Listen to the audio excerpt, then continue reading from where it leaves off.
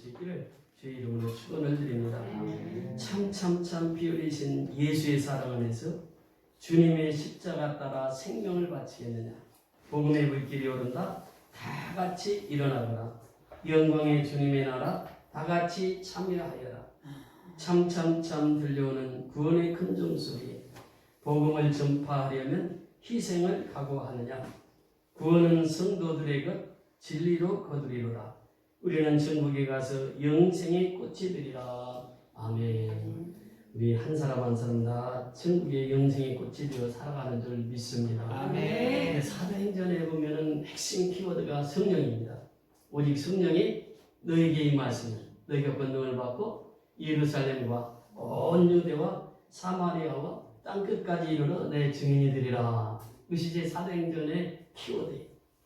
사도행전 34장 31절 이하에 보면은 그렇게 말씀하십니다. 빌기를 다함에 모인 곳이 진동하더니 우리가 다 성령에 충만하여 담대히 하나님의 말씀을 전합니다.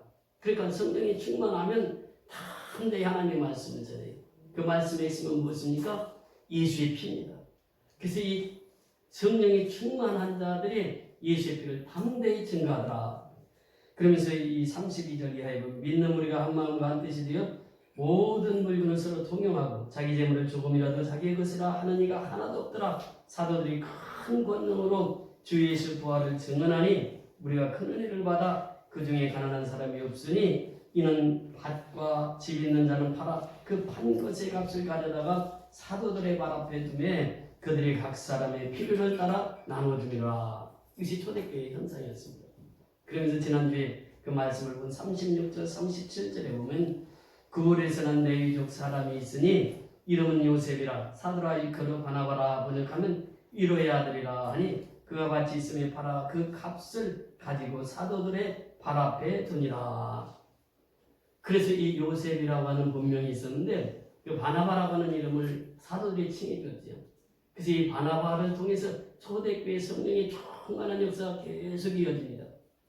그 여기에서 보면 초대교회에 큰 권능이 임했다. 33절에 보면 이렇게 말씀하십니다. 그래서 사도들에게 그 큰 권능이 임해서 베드로 사도가 설교할 때 5,000명이 주님 앞에 3,000명이 주님 앞에 돌아오는 놀라운 역사와 기적적인 역사가 있었다고 하는 것이죠. 그 다음에 두 번째 단어는 큰 은혜를 받았다. 그러니까 베드로가 성령 충만해서 말씀을 전파하니까 모든 사람들이 큰 은혜를 받았다 이렇게 표현합니다. 여러분 은혜라고 하는 것은 무엇입니까? 하나님이 값없이 우리에게 주어진 선물이 이 최고의 은혜의 선물은 뭐냐? 구원의 선물입니다. 그래서 바울 사도는 너희가 그 은혜를 인하여 믿음으로 말미암아 구원을 얻었나니 이것이 너희에게서 난 것이 아니요 하나님의 선물이라. 행해서 난 것이 아니 이는 누구든지 자랑치 못하게 하려 함이라. 그 은혜를 받아야 하나님 일을 합니다. 이 초대교회 특징이 사도들이 성령 충만함을 받아 복음을 증거할 때 성도들이 다 큰 은혜를 받았다고 하는 것이에요. 오늘날 우리가 초대교회로 돌아가자 이렇게 말합니다. 그런데 이 은혜를 큰 은혜를 받지 못하면 이 초대교회 삶을 살아갈 수가 없다고 하는 것이죠. 그 큰 권능이 임하지 않으면 복음을 땅끝까지 전할 수 없다라고 하는 것입니다. 그래서 이 사도행전 1장 8절에도 보면 오직 성령이 너에게 임하신 너희가 권능을 받아야 돼. 우리 모두가 큰 권능으로 살아가야 된다고 합니다. 큰 은혜를 받고 살아가야 된다고 하는 것입니다. 오늘 보면 결론부터 말씀을 드리면 오늘 11절입니다. 5장 11절. 우리 5장 11절은 다 같이 읽습니다. 사도행전 5장 11절입니다. 시작. 온 교회와 이를 듣는 사람들이 다 크게 두려워하니라. 아멘. 그래서 초대교회 특징을 보면 큰 권능이 있고 큰 은혜가 임했습니다. 그리고 큰 두려움이 있었다라고 하는 것이 크게 두려워하니라. 여기 보니까 온 교회와 이 일을 듣는 사람들이 다 크게 두려워하니라. 다 크게 두려워하니라. 근데 요즘에요 교회가 이 큰 두려움이 사라졌습니다. 큰 두려움이라고 하는 것이 무엇입니까? 하나님을 경외하는 마음이에요. 하나님을 경외하는 마음이 사라졌어요. 예배 시간에 장난하고 예배 시간에 핸드폰 보고 예배 시간에 집중을 못해. 그게 뭐냐면 하나님의 그 경건의 예배가 사라지고 하나님 앞에 두려움이라고 하는 것은 뭐냐? 경건의 삶입니다. 이 경건이 사라졌다고 하는 것이에요. 지금 미국 무대에 있을 때에 이 예배를 가면은요, 우리하고 좀 다릅니다. 좀 자유스러워요. 제가 미국에 가서도 좀 느낀 점입니다만, 이렇게 오면은 그 다리를 딱 끄고 예배를 드리는 분들이 참 많아요. 그러면서 껌을 딱딱 씹으면서 예배를 드리는 분도 있고, 그리고 이 남녀가 손을 잡고 그냥, 그리고 어떤 남녀는 이렇게 끌어안고 예배를 드리는 그런 광경을 보면서 예배의 경건성이 사라졌다는 거예요. 오늘날. 근데 이 초대교회는 어떠냐? 그 예배의 경건성이 있었습니다. 그래서 크게 온 교회가 크게 두려워했다. 오늘날 우리가 회복해야 될 것 하나가 예배의 경건성을 회복해야 된다고 하는 것이에요. 오늘날 역시 마찬가지입니다. 우리가 초대교회로 돌아가자 말만 해서 되는 것이 아니고 이제 초대교회는 큰 권능과 큰 은혜가 임했고 그 다음에 큰 경건의 훈련이 잘 되어서 예배 시간마다 경건하게 예배를 드렸다. 이것을 말씀하십니다. 그런데 은혜가 많은 곳에 또 뭐가 있다고요? 죄가 있는 것이에요. 오늘 본문에 보면 사도행전의 그 큰 성령의 역사 줄기 속에서 이 아나니아와 삽비라 사건이 등장합니다. 여러분 보세요. 바나바가 땅을 팔아서 귀정원에서 교회 사도들 앞에 놓으니까 사도들이 가난한 사람들에게 다 나눠줬어요. 그게 소문이 예루살렘뿐만 아니라 온 유대에 다 소문이 난 거예요. 초대교회 바나바는 우리의 표상이 정말 신앙생활 잘하고 그분은 말로만 하는 것이 아니야. 자기 소유를 팔아서 가난한 사람에게 다 나눠줬어. 그러니까 모든 사람들에게 칭찬을 받는 바나바가 되었습니다. 그러니까 아나니아와 삽비라 부부가 이 초대교회에 이제 먼저 멤버였는데 부부가 상의를 한 거예요. 우리도 바나바처럼 땅 좀 팔아서 하나님 앞에 바치면 어떻겠냐고. 그래서 합의를 받습니다. 그것이 이제 오늘 본문 1절, 2절에 나옵니다. 시작.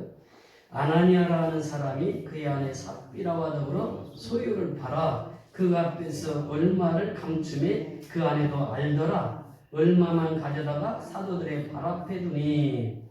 자, 9절로 내려가서 보십니다. 9절 시작. 베드로가 이르되 너희가 어찌 함께 껴하여 주의 영을 시험하려 하느냐. 보라 내 남편이 장사하고 오는 사람들의 발이 문 앞에 이르렀으니 또 너를 나가리라 하니. 부부가 함께 일을 합니다. 이게 오늘날 역시 마찬가지 부부가 함께 일하는 것이 참 좋습니다. 그런데 악한 일에도 함께 하는 거예요. 지금 아나니와 삽비라는 좋은 일에 함께 하는 것이 아니에요. 나쁜 일에 함께 합니다. 땅을 팔아가지고 어떻게 하자고요? 좀 다 바친 것처럼 하고 우리가 좀 가지자. 속이자. 감추자. 사람들 앞에 속이고 하나님 앞에 속이는 이 일이 지금 이 아나니아와 삽비라가 한 일이에요. 성경에 보면요. 아글라와 브리스길라는 선한 일에 합심해서 이 부부가 일을 했습니다. 그러니까 우리가 선한 일에 합심을 해야 되는데 이 악한 일에 이 부부가 합심을 한 거예요. 함께 한 거예요. 그러면서 그 값에서 얼마를 감춤에 여기서 사건이 일어난 거죠. 감추었습니다. 여러분 이것을 보면요. 구약의 거울이 되는데 구약의 아간 사건이 있습니다. 이 여호수아 7장 8장에 보면 7장에 보면 그 말씀을 하세요. 여리고성을 6장에서 점령을 하잖아요. 아이성은 작은 성이었습니다. 그래서 아이성을 치러 갈 때에 여호수아 부하들이 얘기하는 거예요. 장관님 우리에게 2-3천 명만 주세요. 그러면 우리가 다 해치우고 오겠습니다. 또 조그마한 성인데요. 그러니까 여호수아가 묻지 않아요. 하나님 앞에 기도해보지 않고 그걸 결정을 합니다. 그래서 내가 3천 명 줄 테니까 싸워보라. 3천 명 군사를 가지고 아이성을 치러 갔습니다. 그런데 36명이 죽고 전쟁에서 패하고 도망을 옵니다. 이 사건을 하나님 앞에 기도하면서 조사해 보니까 이 아간이 물건을 훔쳐서 감춰놨어요. 이 사건으로 인해서 아간은 돌무덤이 돼서 죽습니다.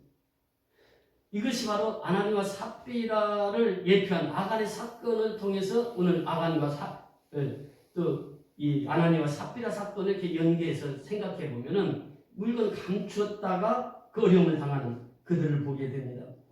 그러면서 또 게하시의 사건도 보면은 엘리사가 그 종이었던 게하시, 그 나만 장군이 선물을 많이 가지고 와서 이제 그 엘리사에게 주려고 하니까 엘리사가 받지 않는 거예요. 그렇게 그 종 게하시가 가면서 나만에 가서 옷 한 벌하고 외투 한 벌하고 그 은을 받아가지고 옵니다. 그때에 엘리사가 그것을 정확히 안 거죠. 엘리사가 게하시에게 얘기한 거야. 야, 지금 외투 받을 때냐? 지금 그들에게 은을 받을 때냐? 너는 그 일로 인하여 너와 내 자손들이 문둥병이 발하리라. 그 게하시가 그래서 즉시로 문둥병이 발합니다. 오늘 여기 보니까 이 베드로 사도가 땅 팔아가지고 집 바치라 이런 얘기 없습니다. 자기들이 스스로 결정한 거예요. 그런데 그것을 가져다가 사도들 앞에 두면서 얼마를 감추었다 이렇게 표현합니다. 그러면서 3절 4절에 보면 더 구체적으로 말씀하시겠는데 왜 감췄는가를 설명하고 있습니다. 3절 4절을 같이 읽습니다. 시작. 베드로가 이르되 아나니아야 어찌하여 사단이 내 마음에 가득하여 내가 성령을 속이고 땅값 얼마를 감추었느냐. 땅이 그대로 있을 때는 내 땅이 아니며 판 후에도 내 마음대로 할 수가 없더냐. 어찌하여 이 일을 내 마음에 두었느냐. 사람에게 거짓말한 것이 아니요 하나님께로다. 아멘. 이 베드로가 성령이 충만해서 이 사건을 정확히 보고 있는 거예요. 그래서 이 베드로가 얘기하는 것이 무엇입니까? 아나니아야 어찌하여 사단이 내 마음이 가득하여. 사단이 시킨 일이다. 사단이 어떤 존재입니까? 사단은요 감추게 하고 숨기게 하고 분리시키고 이게 사단의 일이라. 사단이 그 마음에 가득 차 있단 말이에요. 사단이 아나니아와 삽비라 속에 가득 차 있었다. 그래서 이 일이 이루어졌다 이렇게 표현하고 있습니다. 여러분 보세요. 가룟 유다를 보세요. 요한복음 13장 2절에 보니까 가룟 유다 마음속에 누가 들어갔어요? 사단이 들어가니까 무슨 계획을 합니까? 예수를 팔 생각을 해요. 그러니까 오늘날도 역시 마찬가지입니다. 성령이 충만해서 지금 초대교회가 왕성하게 부흥하는 이 시대에, 이 시점에 그 외적인 어려움은 다 이겨나갔어요. 그런데 이 사단의 역사가 교회로 들어옵니다. 그래서 교회에 성도들을 흩으려고 합니다. 교회에서 하나님 앞에 경건한 예배를 드리지 못하게 하려고 합니다. 이게 사단의 역사가 돼요. 이 사단이 교회에 와서 이 침투를 하는 거예요. 그래서 교회가 하나님과 하나 되지 못하게 하고 흩어버리고 이것이 사단의 일이란 말이죠.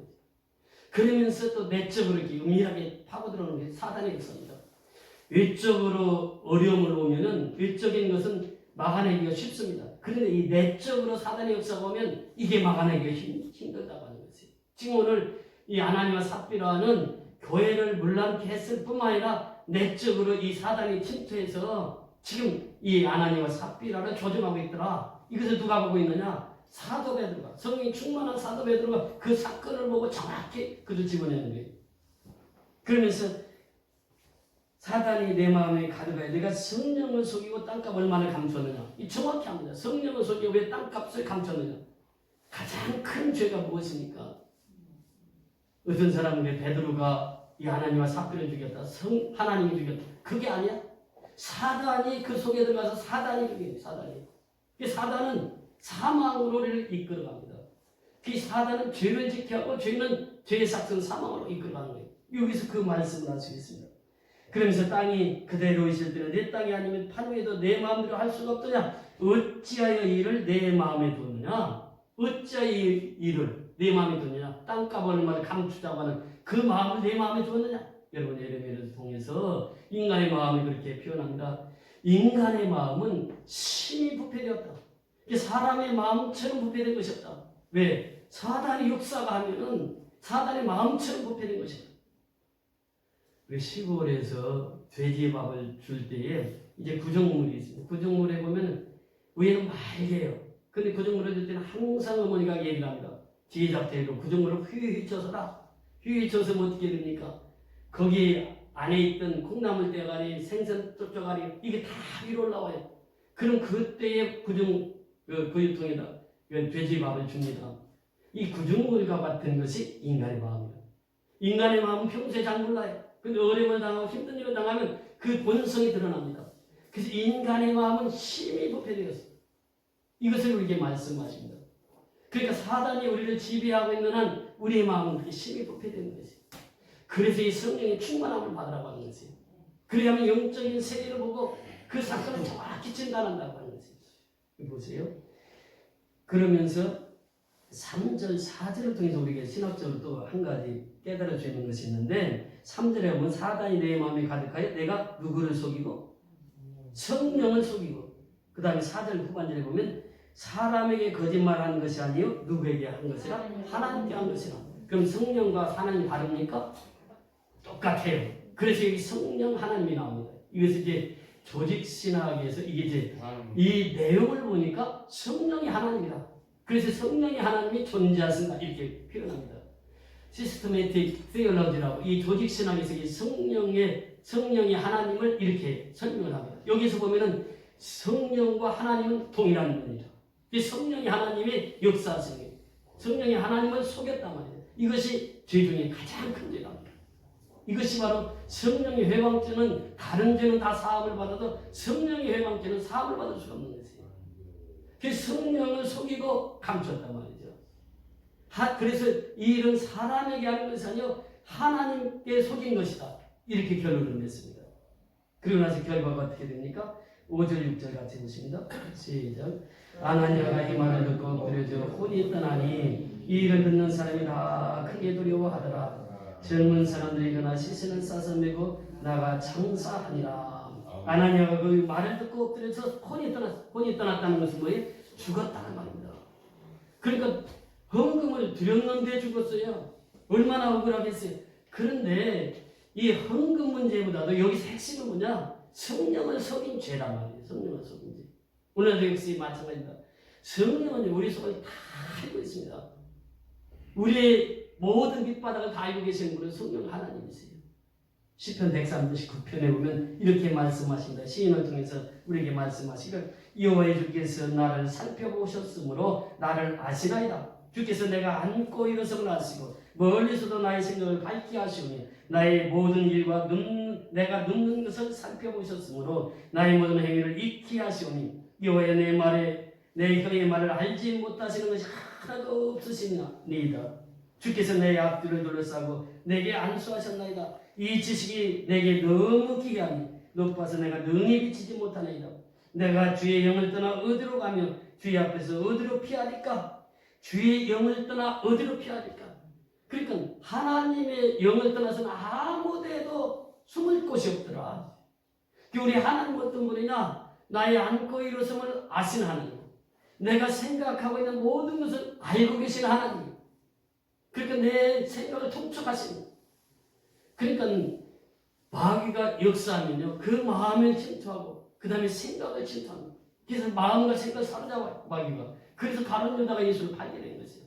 하나님과 삽비라가 그 마귀가 사단이 충만해서 오늘 이 일이 이루어지는 것입니다. 그래서 여기에 보면 하나님은 우리의 마음을 누구보다도 잘 아시는 분이에요. 그러니까 이 안다라고 했을 때 하나님을 경험해서 아는 안이 있고 지식적으로 아는 안이 있습니다. 하나님 우리를 경험해서 다 아시는 거예요. 우리 안고 일어서면 아시는 하나님. 그러면서 뭐라고 말씀하십니까? 나의 혀의 말을 알지 못하시는 것이 하나도 없으시나이다. 내가 말하는 한마디 한마디를 하나님 다 듣고 계신다는 거예요. 우리 하나님은 전지전능하신 하나님. 그래서 무소부지하신 하나님은 우리의 일거수일투족을 다 알고 계시는 분이에요. 그래서 아나니와 삽비라가 이렇게 혼이 떠나게 되는 것은 그 성령을 속였단 말이에요. 그래서 아나니아가 이 말을 듣고 엎드려져 혼이 떠나니 이 일을 듣는 사람이 다 크게 두려워하더라. 그러면서 젊은 사람들이 이렇게 변한다. 아까는 그 악한 부부에 대한 교훈을 주셨다고 하면은 이 젊은이들에게 주시는 교훈입니다. 젊은이들이 지금 무슨 일을 하고 있습니까? 일어나 시신을 싸서 메고 나가 장사하니라. 교회에서 일어난 일이. 그러니까 젊은이들이 그 시신을 들고 나가서 장사를 치릅니다. 요즘에 이 젊은이들이 교회를 많이 떠나고 있습니다. 그것이 참 한국교회의 비극뿐만 아니라 전 세계적으로 이 젊은이들이 교회로 와야 됩니다.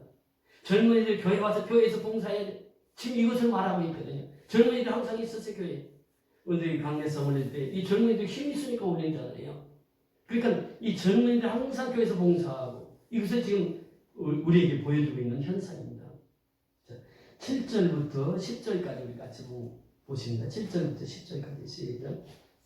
3시간쯤 지나 그의 아내가 그 일어난 일을 알지 못하고 들어오니 베드로가 이르되 그 땅 판값이 이것뿐이냐 내게 말하라 하니 이르되 내 이것뿐이니이다 하더라. 베드로가 이르되 너희가 어찌 함께 꾀하여 주의 영을 시험하려 하느냐. 보라 내 남편이 장사하고 오는 사람들의 발이 문 앞에 이르렀으니 또 너를 메어 나아가리라 하니 곧 그가 베드로의 발 앞에 엎드러져 혼이 떠나는지라. 젊은 사람들이 들어와 죽은 것을 보고 메어다가 그 남편 곁에 장사하니.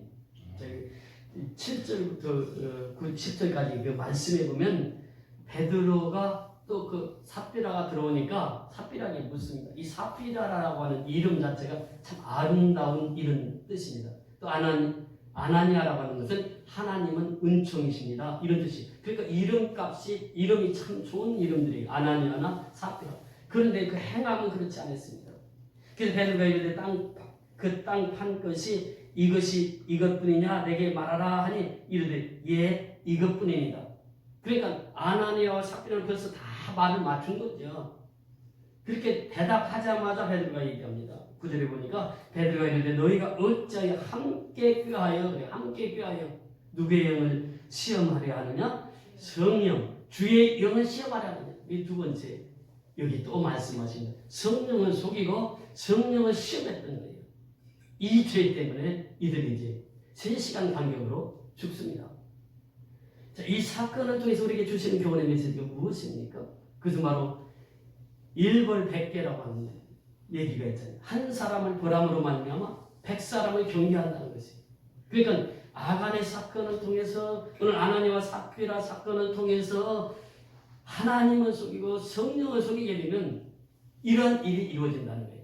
그리고 초대교회가 왕성하게 성령 충만하게 부흥하다가 이 사건을 딱 접하면서 결론적으로 어떤 결론이 됩니까? 11절 우리 다 같이 읽습니다. 11절 시작. 이 온 교회와 이 일을 듣는 사람들이 다 크게 두려워하니라. 다 크게 두려워하니라. 이 교회는 경외심입니다. 하나님을 경외하는 것이 교회입니다. 그러니까 하나님을 두려워하는 것이 교회예요. 여러분 보세요. 그래서 교회는 하나님의 역사를 이루세요. 우리가 미얀마 선교하는 것도 하나님이 하시는 우리는 그 심부름을 할 뿐이에요. 그리고 이번 주에는 강대성이 싹 바뀌었지 않습니까? 이 강대를 만드는데 장로님이 그 전부터 마음을 가지고 있었다는 거예요. 그리고 이제 이번 주에 실체를 옮겼는데 이 강대 만드는 데만 한 300 정도 들어갔습니다. 이 강대성 하나가 수백만 원 강대성을 또 기증을 받았어요.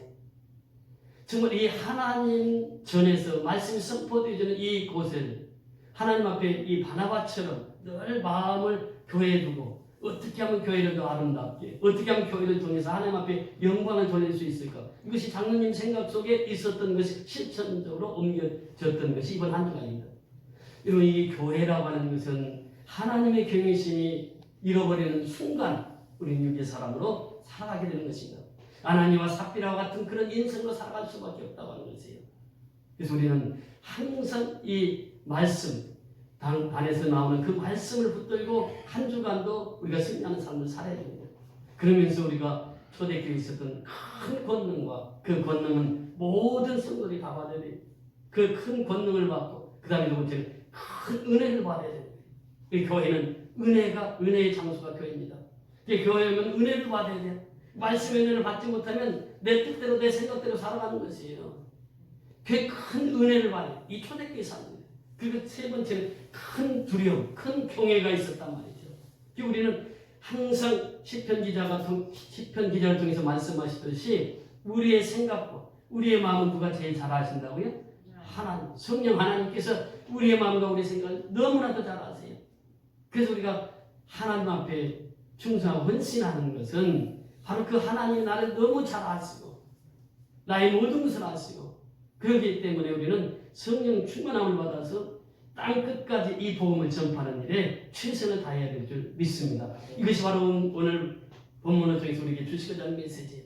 그래서 우리가 항상 깨어서 하나님 앞에 기도하면서 성령 충만함을 받아서 땅 끝까지 복음을 전파해서 하나님 앞에 아름답게 쓰임받는 저와 여러분이 다 될 수 있기를 주의 이름으로 축원을 드립니다. 우리 다 같이 일어나셔서